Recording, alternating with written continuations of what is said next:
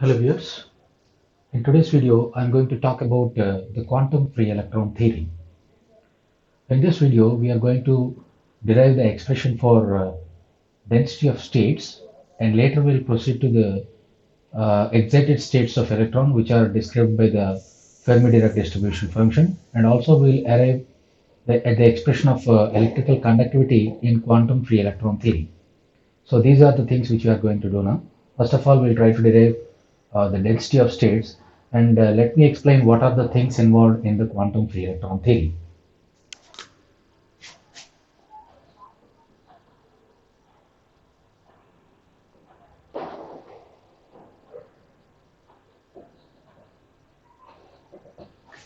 This quantum free electron theory was first, a part of it was developed by Arnold Sommerfeld.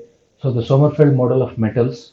In this Sommerfeld model of metals, what we are going to do is we'll consider a hypothetical solid. Of course, it's a metal in this case. It's not applicable to insulators and semiconductors. So first we start with a metallic element in the form of a cube or in the form of a box. So what Arnold Sommerfeld assumed is if you consider a box, inside this box, let us say it's a cube, assume that it's a cube of edge L. It need not be cube always, but for the sake of simplicity, I'm taking a cube of edge L. Inside this box, the electrons are just revolving randomly. Well, one may ask how you get these electrons.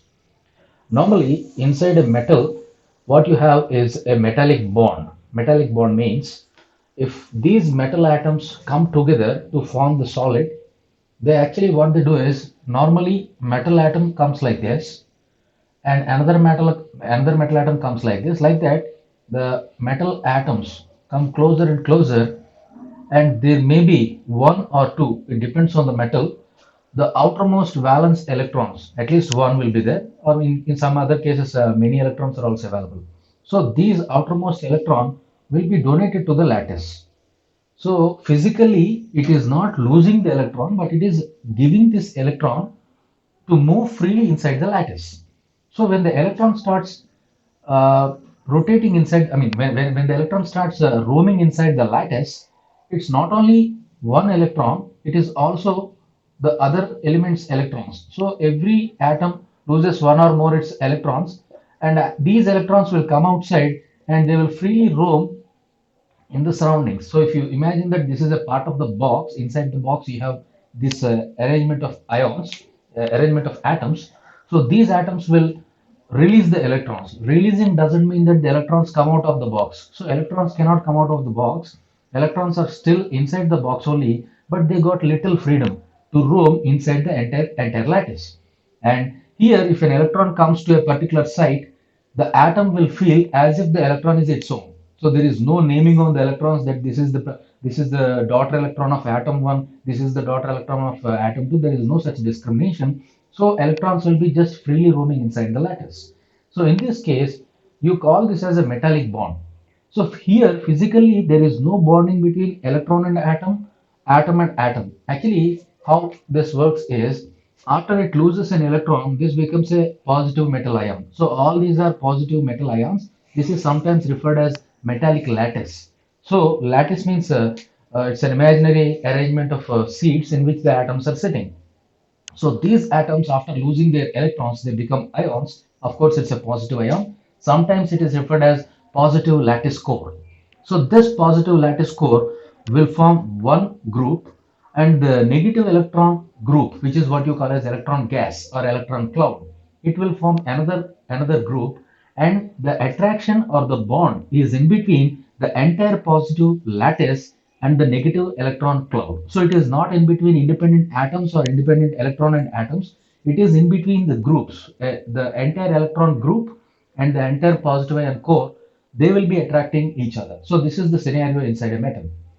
So what Sommerfeld assumed is these electrons are free inside, and on the surface of the metal, near the walls of the metal, there are some huge boundaries. He assumed a potential wall for the electron because if there are no boundaries, electrons will come out of the metal, and the thermionic emission won't exist because only you supply the energy, heat energy, then only electrons will come.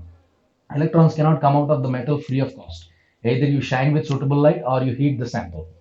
So without supplying external energy, as the electrons are not coming outside, it means there is some kind of barrier on the surface of the metal. Inside the metal, deep inside the metal, all these electrons are free to roam, and that's what Arnold Sommerfeld assumed. So this is the scenario. Of course, it is the same thing in classical free electron theory also, but there is a modification.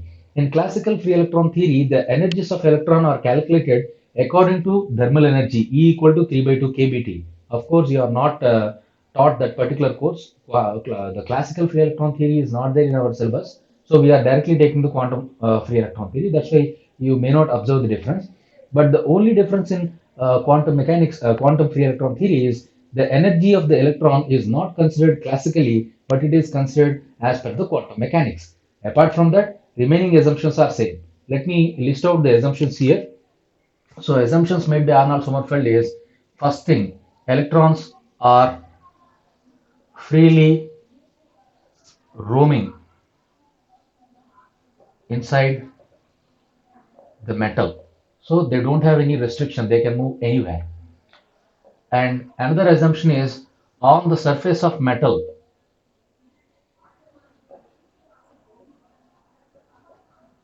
huge walls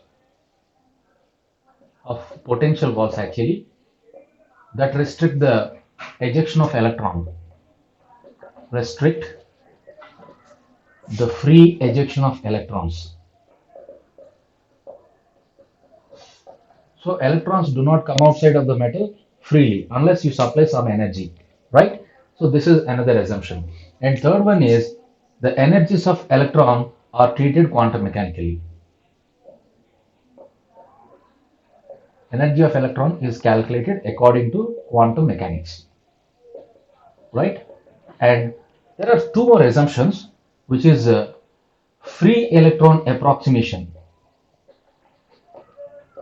Free electron approximation means it is also valid in, it is the same assumption is also used in classical free electron theory. So here free electron means electron cannot feel the presence of positive ion. So here it means electron ion interaction is neglected, right? So electron doesn't see the presence of positive ion as if it is blind. This is what we call as free electron. Free electron means there is no force acting on the electron because of the positive ions. And there is one more approximation, which is independent electron approximation. Independent electron approximation. What is this independent electron approximation? Electron doesn't even see the neighboring electrons. So though there is a gas of electrons, one electron is not going to interact with the neighboring electron. Interaction means it is not going to repel the other neighboring electron. That's what we mean by free and independent electron approximations. It neither gets attracted by the positive ion nor gets repelled by the neighboring electron. These are the two approximations. And actually, these two are there in classical free electron theory also. There is one more point where he is going to solve the Schrodinger wave equation for these particles, for these electrons inside the box, subject to Pauli's exclusion principle. That is another assumption. So, electrons inside the metal obey Pauli's exclusion principle. Right? So Pauli's exclusion principle means, if there is a state for the electron, if there is an energy state for the electron, that particular state can be occupied by only two electrons, not more. Because electron has got a spin. One spin is plus half, another spin is minus half. So it may have up spin or down spin.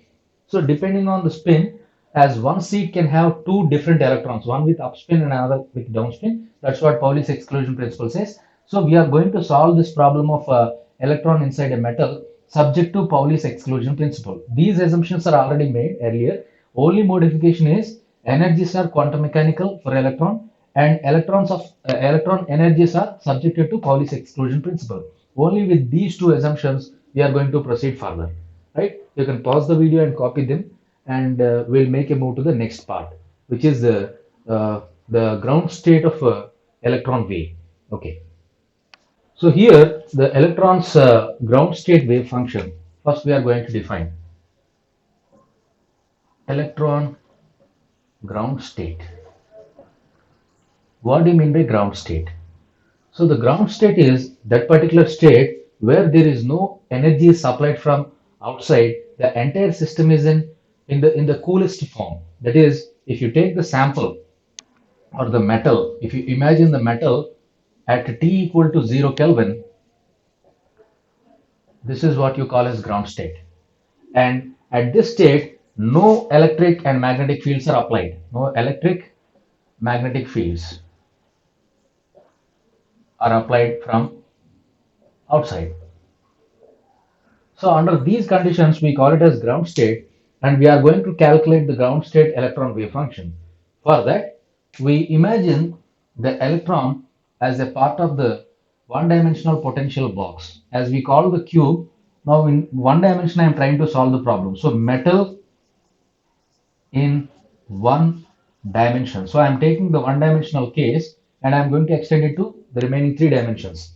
So here the metal is a box of one dimension whose dimension is L, because we mentioned earlier that it's a cube of edge L.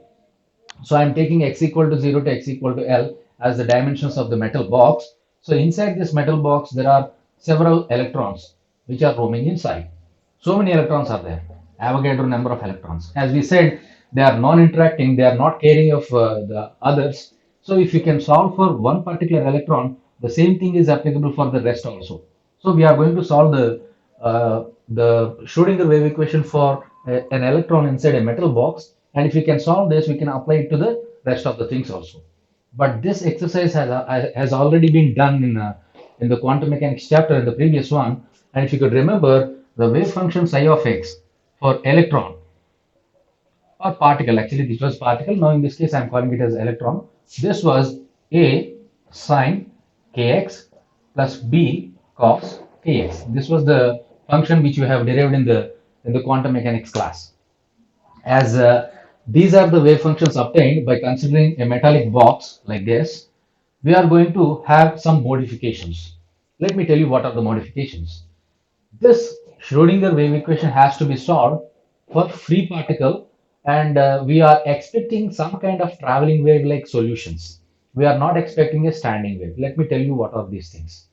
This function can also be written in another form, some a dash e power ikx plus some b dash e power minus ikx. So these a dash and b dash are different constants. Of course, you know that sine kx can be written as some actually e power ikx minus e power minus ikx by 2i, and similarly cos kx can also be written like e power ikx plus e power minus ikx divided by 2. So by using these two, one can arrive at some constant times e power ikx plus some constant times e power minus ikx by just substituting for sine and cos. So these two are equally identical solutions. You may ask, why are you writing it in that particular form? The reason is I want to understand the solution physically. What does it mean? You forget about this. This is just a derivation sake. If you look at this function, this e power ikx is actually representing a traveling wave or a plane wave which is propagating along positive x direction. So if you have this as a wave, I'm not saying it's a matter wave, it's some kind of wave. If you have a wave like this part is going to represent an oscillatory part like this, which is traveling along the positive x direction. And this wave is actually representing another wave which is propagating along the negative x direction. So there are two waves, one traveling in one direction, another traveling in another direction. Now assume that this is the sum. Sum means one wave is traveling this way, another wave is traveling that way. So it's something like two trains heading towards each other. It's a head-on collision. So when these two waves make a head-on collision, they are going to form some standing wave. You know, standing waves are the waves which are traveling with the same amplitude in opposite directions. So this type of solution actually explains that electron is having some kind of standing wave. It is not a traveling wave, it is a standing wave. You may ask, what is wrong if it has a standing wave?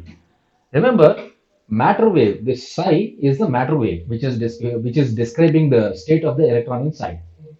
If this psi of x is a standing wave instead of a traveling wave, What happens there is it's going to pile up. It's going to create a lump inside the box. What I mean is, inside this region x equal to 0 to x equal to L, if it is a standing wave, then it is going to pile up. It is going to form some kind of antinode and node. It's going to have a pile up. Now, what happens there is, if psi is having a maxima in a particular location, definitely the probability of finding of electron is also maxima in that region. After all, psi and psi star, I mean, psi, if you take psi square, that is mod psi square, if you take the modulus of psi square, it is going to describe the probability density. Probability density means probability per unit volume. If psi has a maxima at particular location, obviously psi square will be maximum. It means inside this unbiased box, there are some regions for the electron where it prefers more, and there are some regions for the electron where its presence is zero, absence. So this box is something like a biased one, but it is not so. Let me explain why it is so. Because if you talk about this metal, metals are excellent electrical conductors. Excellent electrical conductors means electrons are freely roaming inside entirely. There are no forbidden regions. There are no regions which the electron prefers more. Every region is equally probable. But if you take this kind of solution, it says that electron has certain preferred positions, and it says that certain positions for electron are forbidden. Electron doesn't prefer that. So this fails because metal is free for path of electrons. So we cannot proceed in this way. So it needs to be modified. How can we modify this? Well, Arnold Sommerfeld thought that we should take a traveling wave solution rather than a standing wave solution. Standing wave, traveling wave means if you take both waves, it is going to be a standing wave, and if you take any one of them, it is going to be just a traveling wave. There is no superposing opposite wave. So either you can take this or this, only one of them, or you can equally take either this solution or this solution. Anyone is equally applicable. Why I wrote like this is because I cannot say that sin x is traveling along positive x, cos x is traveling along negative x. I chose this particular method because I can arrive at this because if I substitute for sine and cos like this, I can write the entire e power ikx term with some constant, entire e power minus ikx term with some other constant. So this is a traveling wave with positive direction. This is a traveling wave with negative direction. Okay, this won't work. So I have to take only one of them. So I'm going to proceed with this, or equally you can take either this or this also. Both of them are correct. Fine. I'm going to erase the board. So I prefer traveling wave solution, not the plane wave, not the standing wave solution. So this represents a traveling wave, right? We don't like a standing wave, not a standing wave. Why this should be a traveling wave? Thus, already I have explained, because electron has to move. If the electron is confined to a specific point, this cannot be explaining the free motion of electron inside the metal. Okay, let's take an example. Assume that this is the corridor connecting several classes. Assume that these are several classes. This is class 1, class 2, class 3, class 4. A teacher in the college is just going through the corridor. Assume that the teacher can enter only the room and cannot identify who the students are. He just knows that they are students. In that case, let us say this is section 1, section 2, section 3, section 4 of the same branch.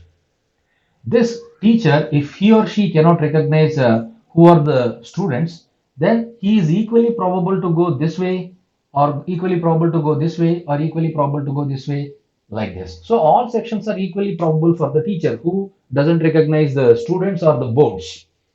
Just like that, if electron is moving inside the box, then it has equal probability of being there, and it doesn't say that I like this class, I dislike this class, or I like more this class more. There won't be such arguments. It means electron prefers all locations equally, then it has to obey some periodic boundary condition. Periodic boundary. What does it mean by periodic boundary? Let me write this. Periodic boundary condition on electron. Von Neumann Max Born's periodic boundary condition, it is sometimes called, which says that psi of x plus L is equal to psi of x. This is the periodicity in wave function, more precisely. Periodic wave function. Why we say periodic wave function? Let us suppose that this metal box is made in the form of a circle. Assume that this box is not a box, and suppose that you have connected several boxes like this, like this, like this to form a loop actually. You know, metals conduct electricity excellently. So if you restrict the electron to a particular box, then what happens is electron stays here and stays here. Whenever it encounters, it will reflect back. But unfortunately, this is not happening. If you connect two identical boxes, let us say x equal to 0 and x equal to L, and once again x equal to 2L. So here I have boxes 2L, 3L, like that identical boxes are there. So if electron is just connected like this, it will travel through this whenever it is subjected to external electric field. It won't get reflected back. It means no matter whether it sees this position or it sees this position, both positions are identical. Not only that, this position, and all the periodic positions are identical for the electron. It doesn't say that I don't want to stay here, I want only inside the first box. It doesn't say. So if electron is not preferring any specific box as it is a conductor, and then it has to satisfy this periodic boundary condition. Strictly speaking, it need not be just L, it can be any integral multiple of L. It can be 1L, 2L, 3L, or any L. And not only that, it need not be just plus L, it can even be minus L also on the other side. Plus or minus NL, you may say. That is what you call as von Neumann Max Born's periodic boundary condition. So by applying this condition, we are going to do something. I am erasing the board. Please pause it. Now we are going to solve this sin kx subject to this periodic boundary condition. So what I'll do is, as psi of x plus L is equal to psi of x, I will write psi of x plus L. In this case, it is going to be a sine k x plus L, and it should be equal to psi of x, which means I can write a sine kx plus L is equal to a sine kx. These two must be the same because it has to satisfy this condition. So we just took the solution for Schrodinger wave equation. Now we have tried to apply the boundary condition which is specific to the metal. Okay, so if we do this, let me proceed further. I can also write it in another way. I can write this as a sine.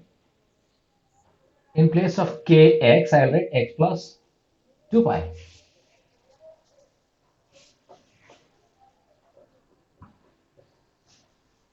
Because it's a periodic function, so I can write kx or kx plus 2 pi. It is not going to make any difference.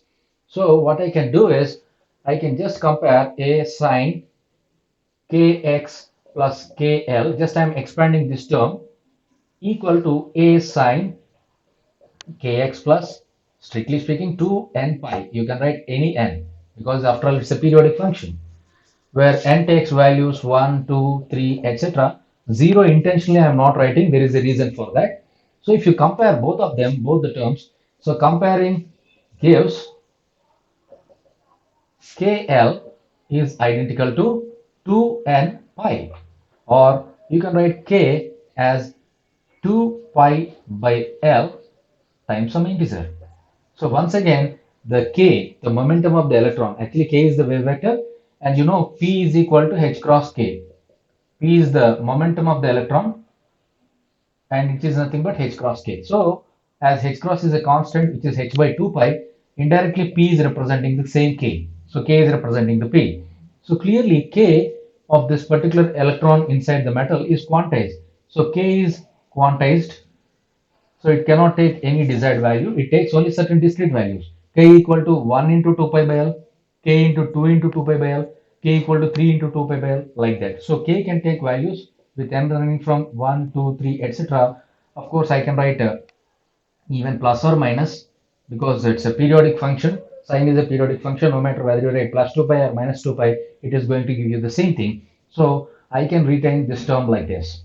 So K equal to plus or minus 2 pi by L times n. Energy, momentum is quantized. Well, you may understand this plus or minus also in one way. This plus represents the electron traveling in positive direction with positive velocity. Minus represents the same electron traveling in the negative direction with velocity equal to same. Of course, it is negative velocity, right? So this K is now quantized.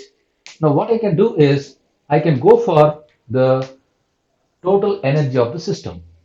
Therefore, I'll add a subscript. So for one-dimensional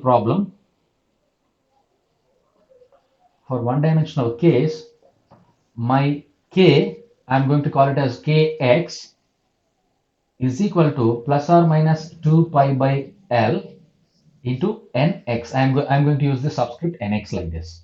So for one dimension, it is the value. Now what happens if I extend this to the remaining two dimensions also? Assume that you are now having a three-dimensional box, unlike the one-dimensional. So in three-dimensional box case, what are going to be the other? Well, if you take a three-dimensional cube, a 3D cube of edge L, right? It is only for mathematical simplicity. You can even take a rectangular parallelepiped with the sides A, B, and C, or L1, L2, L3. It's equally probable. It's equally working. But for simplicity, I took like this. So you can extend the problem in three dimensions as ky is once again 2 pi by L times ny. Of course, the same n in y direction, I am denoting it with ny. And similarly, along z direction, I can write the kz as plus or minus the same 2 pi by L into nz, with all n's taking values 1, 2, 3, etc., integer values, with all not simultaneously being 0. What I mean is, if nx goes to 0, ny, nz, all the three set if you take, at least one of them is non-zero. If two of them, let's say nx and ny both gone to 0, at least nz will be non-zero.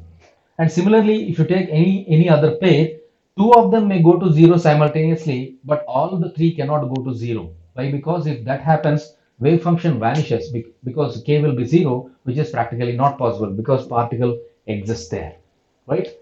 So I'm going to erase this portion. Please copy it. So I have now kx, ky, kz terms. Let me rewrite once again after erasing the board. So finally, my electron wave function psi x, y, z in ground state. So I have not applied anything. So in ground state, the electron wave function is going to be something like a sine kx x into something b sine ky y into c sine kz z. Please try to understand. Here, what I did is, this was the x wave function. We had sine kx. And similarly, along y direction, we have some b. I did not take a because it can be some other constant. I am intentionally taking other constant b. And similarly, intentionally, I am taking other constant c here for z direction. As we know, kx, ky, kz already. So, the final k's are already known to us, with kx is equal to 2 pi by L times nx, and ky is equal to 2 pi by L times ny, and kz is equal to 2 pi by L times nz. So these are the details of the ground state wave function. So this is the ground state electron wave function. Please remember, subject to the k values. Now if I ask you what is the energy, well, energy, total energy E of this electron, I am calling this as E. It comes from each state. So it is coming from the x direction wave function. It is coming from the y direction wave function. It is coming from the z direction wave function. So you can say Ex, Ey, Ez. Of course, energy is not a vector, but because of the motion along x direction, it got some energy. Along y direction, it got another energy. Along z direction, it got another energy. So you have to combine all of them. Well, you know that E is after all h cross square k square by 2m. This we know. The total energy is after all given by this. So if you want to write this, your Ex is going to be h cross square by 2m into kx square, and similarly Ey is going to be h cross square by 2m times ky square, and same thing Ez is equal to h cross square by 2m times kz square. Here all m's are mass of electron. Here I am calling it as mass, but in future we are going to call it as effective mass a little later, right? So this is the total description of Sommerfeld model of metals, or the beginning of quantum free electron theory. Here we have dealt with the ground state electron wave function. So we have given the total energy, we have given the wave function how it will be and what are the conditions on the momentum of the electron, right? So please keep this in mind. This is the description of the quantum free electron theory, especially the Arnold-Sommerfeld model. Now from here we proceed to the next article, which is the density of states. Please remember all these expressions. I need the density of states. I'm going to erase this. I'm going to do it in the next one, that is the density of state. So we know that E total of the electron inside a metallic box with edge L, cubic metallic box with edge L, is after all h cross square kx square by 2m plus h cross square ky square by 2m plus h cross square kz square by 2m. This was what we have derived in the Arnold-Sommerfeld's model of metals or quantum free electron theory. Now you can further simplify this by writing this as h cross square by 2m times kx square plus ky square plus kz square, right? So this is the E total. I am denoting it as E, just I am not writing the subscript, I am dropping it intentionally. I'll call this as total energy E. Of course, we have to remember the condition that all k's are actually 2 pi by L times some n. This is the formula. So they are going to take values n, 1, 2, 3, etc. N is 0 if the n can take 0 value if at least one of the coordinate among the three, that is kx, ky, kz, if at least one of the if at least two of them are zeros and one of them is non-zero. If one of them is non-zero, you can take this k value as n equal to 0 also, right? So subject to this condition, I'll further transform this. It is 2m e over h cross square times this is equivalent to kx square plus ky square plus kz square. Or if you denote this term as k square, let us say, so it's actually not k square, we are calling it as k square. So please remember, here we are writing it like this. So I am going to put it there just for understanding sake. So my 2m e over h cross square is equal to k square. This is what I have assumed. So with this assumption, I can write this whole equation as kx square plus ky square is kz square is equal to some k square, which is the equation of a sphere in k space. See, don't get confused. If I write this as x square plus y square plus z square is equal to some r square, you would call it as a sphere in Cartesian coordinate system with the radius r centered at origin. That is what you understand here.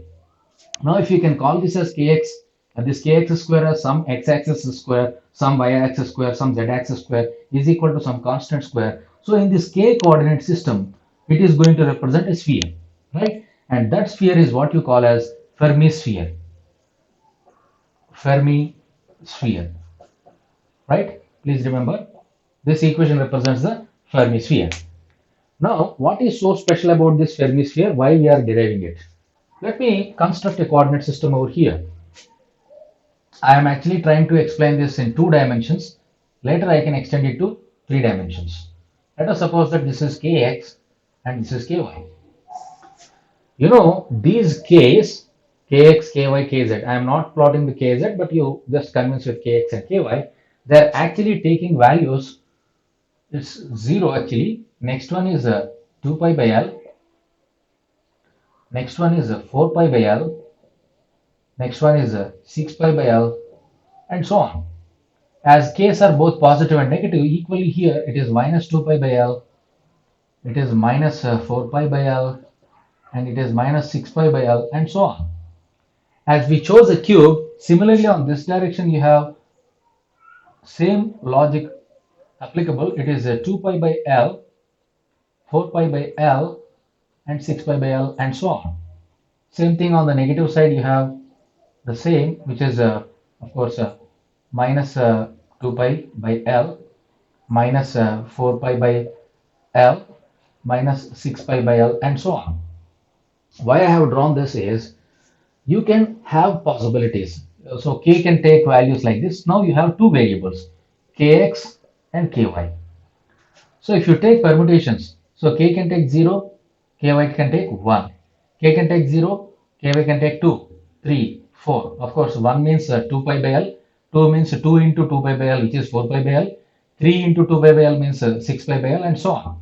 So with Kx being 0, these are the possible values which can take, of course, both positive and negative. And this set actually represents x equal to 0 now, so kx is 0 here, and ky plus 1 is this point. Plus 1 means 2 pi by L, plus 2 means 4 pi by L. This is the point, this is the point, and so on. And similarly, on the negative side, these are the possible points. So these dots are actually representing the possible. Of course, as kx is 0, ky cannot be 0 because both zeros are not allowed simultaneously.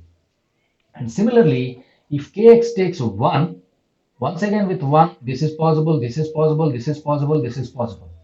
It means if I take k equal to plus 2 pi by L, here once again this point, this point, this point, like this is possible. Similarly, on the negative side here, this point, and this point possible. Not only that, as k can take plus or minus, this represents plus 2 pi by L, and similarly for minus 2 pi by L, this value, this value, this value, this value, like that all these dots are possible.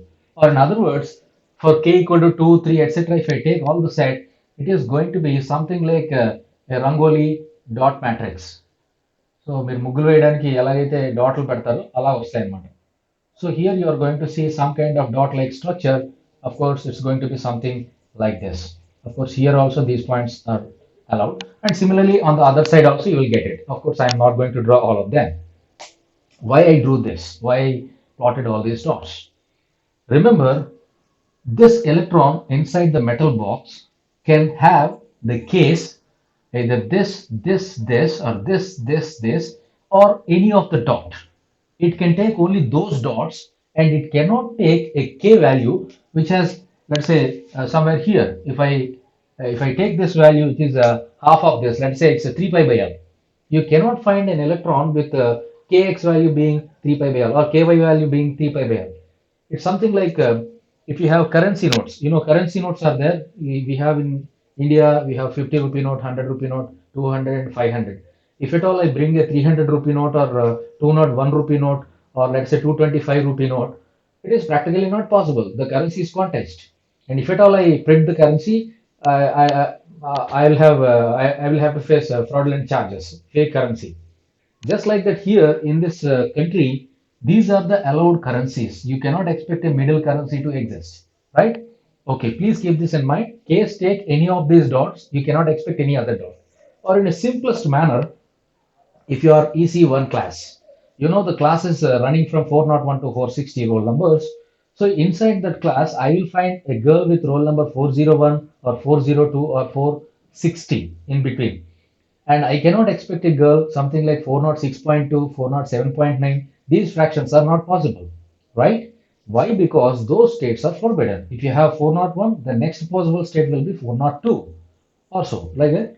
Okay, so here also these are the roll numbers that can be allocated to the students, and any intermediate roll numbers are not possible. That's what you have to keep in mind.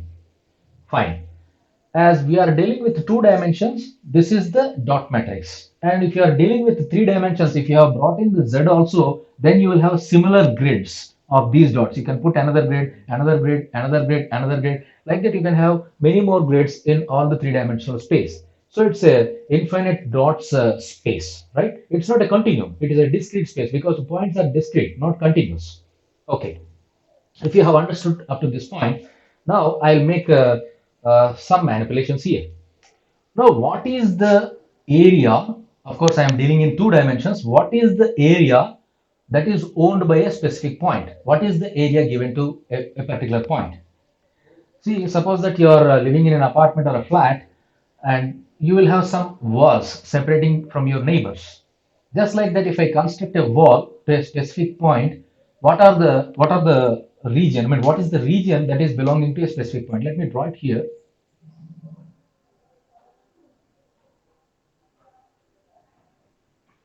Please try to understand this point. Around this point, this region is owned by this point, and same logic is applicable to the neighbor also. This region belongs to this point, and similarly for the bottom neighbor, this is the region. Similarly for another bottom neighbor, it's like this, and same thing is applicable to the actual persons also. You can extend it like this, or you can go like this, like this, You can go like this. Of course, there are some more points. Don't get confused. There are points, and it is applicable equally on the other side also. So from the middle point between any two points, see this is one point, this is another point, and this is the midpoint. And similarly, this is the one point, this is the other point, it is the midpoint, right? So what is the width of this?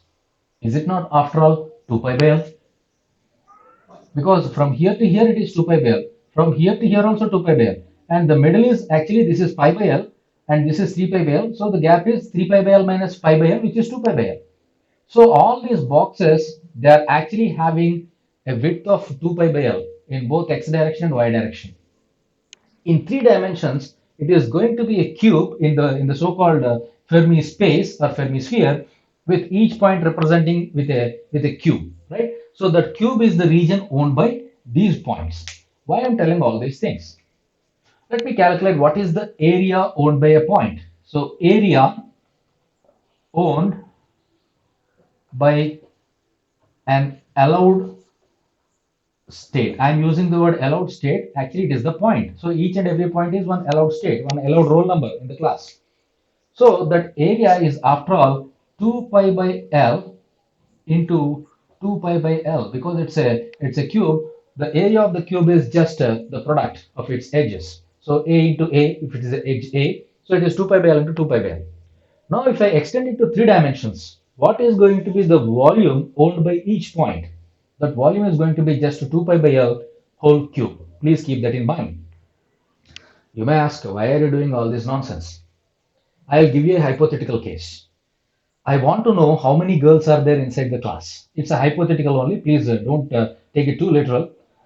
Assume that all the students in the class are identical. Identical in the sense their volume is same.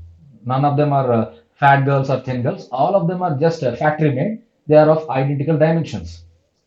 Assume that I can just mix them into some kind of dough. అంటే ఏం లేదు, వీళ్ళందరినీ చపాతీ పిండిలాగా ఒక ముద్దలాగా తయారు చేశాను అనుకోండి. Assume that you have converted them into a sphere. Just you have compressed. I mean, compressed. I'm not saying compressed. I have converted the entire mass into a spherical volume. I want to know just by looking at that lump, because after all, outside of the metal, you are just looking at the metal. You are not looking at the individual electron. So if you just convert that lump, and if you want to know how many girls formed this much lump, or how many girls are there inside the lump, how do I calculate how many number? That's what I'm doing now. So I want to know inside the sphere how many allowed states are there. Well, don't get confused. I'm using different words, as this is a sphere and the allowed k values are this. If I draw a sphere, of course, don't think that it is 6 pi by L. Just as an example, I am taking. So if I draw a sphere, some points will fall inside this region, which are actually the allowed states up to the maximum k value. See, k is restricted, no? K is the radius. So here you may take this as k. K is the radius. Of course, this is kx and this is ky. And in three dimensions also the same logic is applicable. This k is going to be the radius of the sphere. In two dimensions, it is the radius of the circle, right? So I am interested in how many girls are sitting inside the class. I know that these are the roll numbers. This roll number allowed, this roll number allowed, etc. etc. Now I want to know what are the number of students present inside a given class of this spherical class. So how do I calculate? What I'll do is I'll calculate the whole volume of the sphere. I mean, talking in three dimensions. I'll calculate the whole volume of the sphere and I'll divide by volume of each girl or each allowed state. Assume that this dot is being occupied by a girl. So this is one seat. This is another seat. This is another seat. Like that, how many such seats are there inside the sphere is what I mean by number of states or number of students inside. I hope you understand this. So we are taking a sphere with radius k, because up to k only the allowed states are there, because it's a sphere. So whatever states that fall inside the sphere are the allowed, and beyond that, whatever states they are allowed, actually they are not there. They are not present. Right? Only within the sphere we are interested in counting. So let's come back to the hypothetical experiment of girls being converted into a lump of mass. How can I calculate the number of girls inside that lump? Simply I have to take the volume of one girl and just divide that volume, entire volume, with the volume of each volume of individual girl. I repeat, if you take the entire lump's volume and divide by the volume of one girl, that is going to tell you how many girls are there inside that lump. That is the number of allowed state. Okay, so we are going to proceed in that way. Let me erase this. Please pause the video and I'll proceed. Number of allowed states inside a Fermi sphere of radius k is going to be volume of sphere divided by volume of each point of the sphere, right? As we know, the volume of the sphere is 4/3 pi k cube, because the radius is k. If it's r, we call it as r. As it is k, we are taking it like this, divided by volume of each point. As we know, the area is 2 pi by l whole square. Volume will be 2 pi by l whole cube. This is the volume of each point, volume of each allowed point inside the sphere, right? So these are the number of seats available inside this theater or class or whatever you say. Now, there is a specialty for these electrons. Actually, for electrons, two spins are possible, because Pauli says that a particular state can be occupied with one upspin electron and one downspin electron. That is not violated, that is allowed. So this dot can be given to two electrons, not for one electron. So now what we can do is, using Pauli's exclusion principle, one state can be given to two electrons, right? So if that is the case, the number of single electron states, please remember I am highlighting this, inside the solid or inside the metal, let me precise, will be, I'll call this as N, capital N, is equal to, because if there are n electrons inside a given metal, let us say I have a metal, a copper metal or iron metal, inside that there may be n electrons. So this, and of course it's of the order of Avogadro number. So within a given piece of dimensions L, so it's L cube is the volume. So within the dimensions I have n electrons. So this n is going to be just 2 times of whatever that I have derived here. Let me further simplify this. This is going to be L cube, numerator. This is 2 pi cube. So 2 pi cube and pi is gone. So what we are left with is, it's actually 8 pi cube. 8 pi cube. No? So it's 3 is there. And we have 8. So it is 2. It's 1 by 6. So 1 by 6 pi square. So it is 6 pi square into k cube. So this is the expression.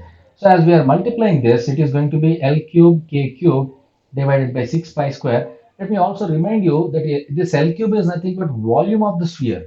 So it is a volume of the metal actually. So L cube is equal to volume of metal cube, right?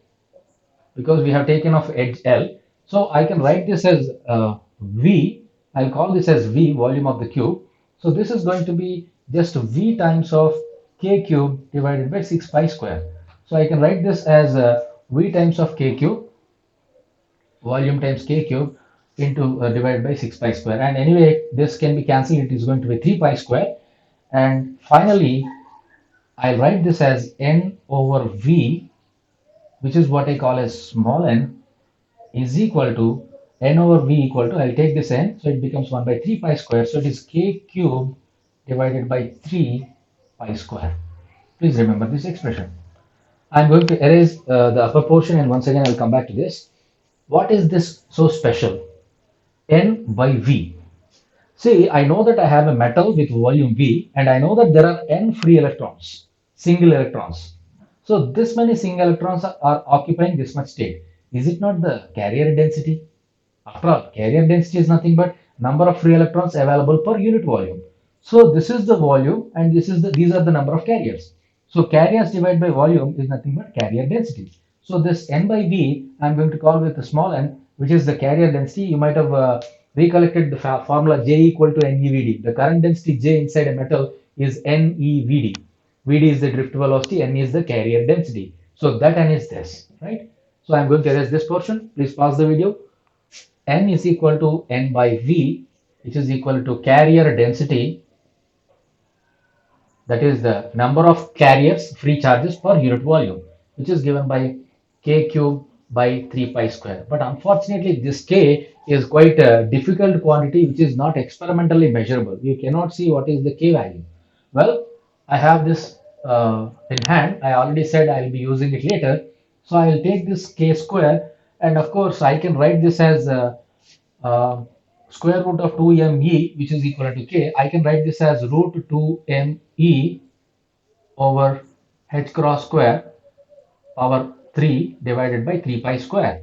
After all, this is power 1 by 2. This is power 3 by 2, whole power 3 by 2.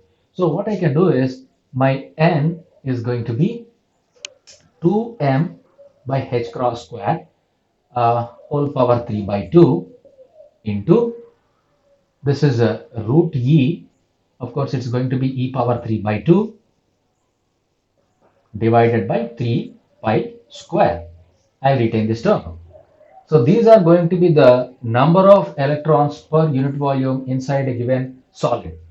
Of course, if you take E is equal to EF. Of course, we'll come to this as a Fermi energy later, which is the topmost energy level inside a given metal, which I'll derive it later. So if E equal to EF, then the total number of electrons can be obtained using this expression. So the number of electrons per unit volume inside a given metal can be estimated using this. So in that case, you just put E equal to EF. That's all. Okay, I'm not going to do that because I'll do it later after I discuss the Fermi-Dirac distribution function. So I'll erase this here. Fine. Okay. Now let's come to the density of states. What is density of states? Now it comes here. If I differentiate this n with respect to E, let us see what happens. dn by dE. dn by dE is going to give us, because this is a constant, it is 2m by h cross square whole power 3 by 2 multiplied by, anyway this 3 pi square is also constant, it comes outside, and the derivative of e power 3 by 2, x power n's derivative is n into x power n minus 1, which is 3 by 2 into e power 3 by 2 minus 1, which is 1 by 2. Right. So if you further simplify this, anyway, this is 3 gone, it is 2 pi square, it is 1 by 2 pi square into 2m by h cross square whole power 3 by 2 into root e. This is the so-called density of states, dn by dE. So I'm erasing the other portion. So this is what we call as the density of states. Well, you may say, what is this quantity? Why we are breaking our heads to reach this? This is the density of states, and we denote it with the Z of E, which is dn by dE. What is this quantity? Please try to pay some attention on this dn. What is this dn after all? As we know, n is the number per unit volume. dn is a small change in n. So the number of single electron states, as we know, this is the n, which is the number of single electron states available per unit volume of the metal, and dn is a small increase in that. And what is this dE and E? See, if you have a metal with the topmost energy, with maximum energy E, then the number of electrons per unit volume is n. And if you increase this n by dn, obviously energy will increase by dE. So this dn by dE is going to describe the number of single electron states,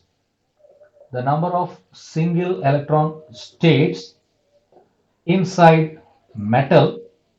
Of course, we are going to extend it to semiconductor also later. For this case, it's metal. Per unit volume within energy range E to E plus D. You take any two energies. What are these energies, you may say? I have called about the roll numbers now. You can imagine that the roll number of a student itself is the energy level.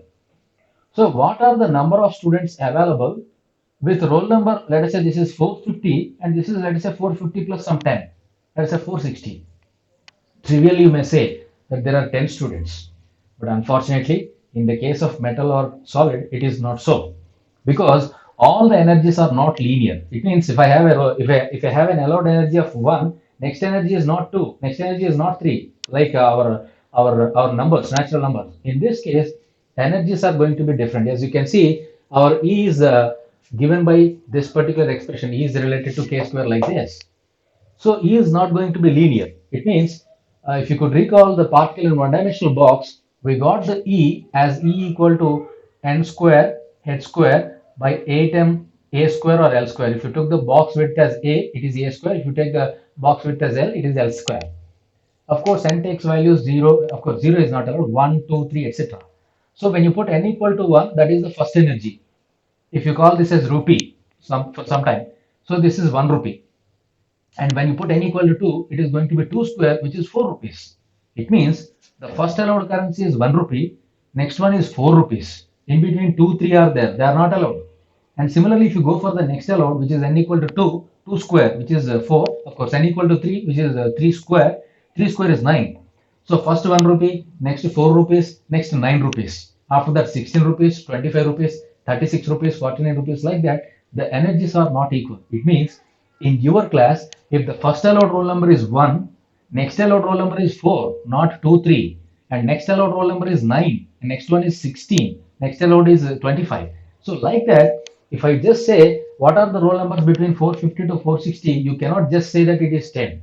That is not possible in the case of energies, right? These energy levels are not equidistant, and hence, if you want to know between a small energy interval how many allowed states are there, you must calculate this, and that is this density of states. So number of single electron states allowed per unit volume per unit energy interval is the so-called density of states. This is the extremely useful derivation using which you can proceed further in carrier concentrations of electrons in p types, in n types. I'm sorry, in intrinsic semiconductor, and also you can go with the number of holes inside an intrinsic semiconductor. Of course, one in conduction band, another one is in valence band. For the carrier concentrations in fourth chapter in semiconductor physics, these are the basic ingredients. Z of E as a function of energy E. So here we are going to have this Z of E as this one, which is 1 by 2 pi square 2m by h cross square. This is some constant times square root E. So the graph is going to be something like a parabola, because if you look at this, E equal to Z of square. I mean, if I write this as instead of this constant, if you call this as some gamma root E is equal to Z, this is the function, or in other words, you can say E equal to 1 by gamma square Z square. This is what you get. So it's something like y equal to ax square, which is a parabola. So around this axis, it's going to be parabola. So this is what we obtain when we go for the density of states function, right?